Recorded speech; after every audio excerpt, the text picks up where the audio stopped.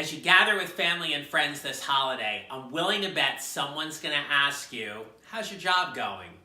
And if your job satisfaction is not at an all-time high, it might be really easy to get into that mode where you're just complaining or frustrated or really angry at certain things that are going on at work.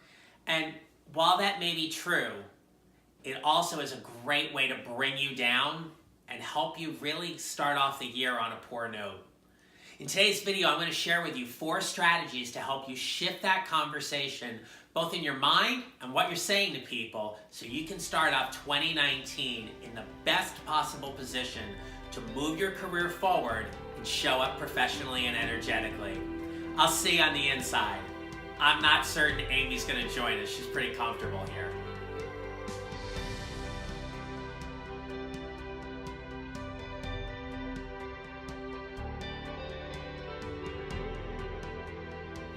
So hey everyone, I want to welcome you to my weekly Facebook Live. My name is John Nerrill. I help professionals who are ambitious about their careers create their next advancement opportunity. And in today's show, I'm sharing with you 4 strategies or 4 ways that you can shift the conversation and talk about work during the holidays that really is going to set you up and position you for your best year yet in 2019. Just a couple of housekeeping tips here before we get started. If you haven't had a chance to check out my website, you can find me at johnnerrill.com.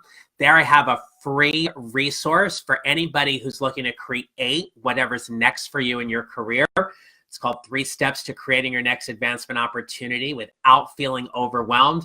You just fill out the form, click on the link, and hit the confirm button in your email. You'll get the workbook, and you can. There's lots of free resources available on the website, including my blog, and I archive all of these videos. And I will be uploading some past episodes early on in the year too, so we are fully caught up and up to date. So let's go ahead and get started. So, one of the things I've been doing with these videos, if you catch the edited version, is that I've been giving a little tease or a little intro and editing them in and putting them in post. And so I was shooting the video earlier, and it's in my living room, and there's a little special guest appearance by my cat in the video. And was just simply saying that, at some point in time over the holidays, someone is going to ask you about how work's going for you. And if your job satisfaction is not at an all-time high, it can be pretty easy to seep into, the complaining, the griping, the frustrations about how much you may not like your boss or some of your colleagues, or how frustrated you are with some of the processes or things that are going on at work. It really takes a hit into our overall job satisfaction. But I'm wondering, what would it look like if we just shifted that conversation a bit? And so here are these 4 strategies, tips, or ways, whatever you want to call them, for really helping you shift that conversation when someone asks you, how's work going? So the first one is really about coming from a place of gratitude. We know that there are people during the holidays and throughout the year that are actively looking for work and they don't have a job. So the fact that we're employed and we get a paycheck and hopefully we have really good benefits that come with the job too, there's a lot to be thankful for. But aside from the compensation, there's the interaction with people. One of the biggest things people miss when they lose a job, aside from the money, is the interaction that they get to have with their colleagues each day and the purpose behind their work. So whatever it is that you're doing, it may not be like the best job you've ever wanted, but there's a lot to be thankful for. And coming from a place of gratitude can really shift your energy. I took a tip from a friend of mine, Natalie Siston, who had shared with me about a gratitude practice that she was doing and found it to be really helpful. And so every day I start off in my journal and I write 5 gratitudes and 5 affirmations to start my day. Whether I'm giving thanks for, my work, my health, my relationship, my faith, whatever those things are, I always make it a point to come from a place of gratitude to start my day. So take that as a just a simple way to shift your energy, is to come from a place of gratitude. Because when we're thankful, it's really hard to be angry or upset or disappointed when we're coming from a place of gratitude. Number 2 is thinking about or sharing what you're learning or how you are progressing. When people have asked me this year about how's the business going, I often say it's progressing, because that's exactly what it's doing. I'm interacting with more and more people. I'm getting more and more clients each and every month, and things are progressing, but I'm learning a ton along the way. Your own professional development is a great way to shift energy and talk about, what's been something that's been piquing your interest. Maybe you have a passion project that you're working on, or your boss or your manager has kind of given you the thumbs up to go ahead and pursue something that's of interest.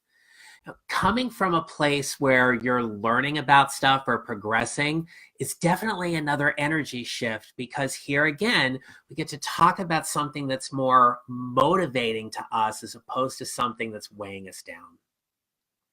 A third tip here is about the culture. What role are you taking in changing the culture? Doesn't have to necessarily be anything big, but if you're doing something that's increasing morale, even if the morale or the culture from executive leadership or senior leadership isn't exactly what you believe in or you support, there are certainly little things that you can do in your own space at work that can help make it more enjoyable, not only for you, but for the people on your team. And taking ownership about just changing the culture in a little way that you're able to do so can really help you show up more professionally and energetically and make work a better place, not just for you, but for everybody else too. And lastly, I love this time of year, not just because of the holidays, but also because of New Year's. Every time we get to a new year, it's a new chapter. It's a new year in our story about what it is that we're doing. And so when you're talking about work during the holidays, I'm wondering what it would be like for you to share something about your career, your work path that you're really excited about in 2019. Maybe you're looking for that promotion. Maybe you're really excited about a conference that's upcoming, or you get to start a new project or lead a new project, whatever that might be. But find something that you're really excited about working in 2019. And I'm going to give you one bonus tip here. Sometimes when people ask us those questions about how work's going, whether it be intentional or not, they're looking for the reciprocated question for you to turn around and ask them. And they may take that as an invite to complain or whine or moan about things that are going on that are problematic for them in their career. I want to tell you, you don't have to listen to that. You don't have to get sucked into their negative energy and pulled down by that.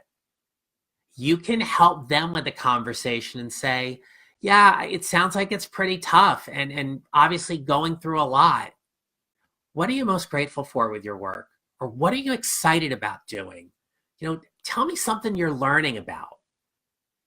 Get them out of just kind of whining and moaning all the time about work, and help them see it just a little bit differently.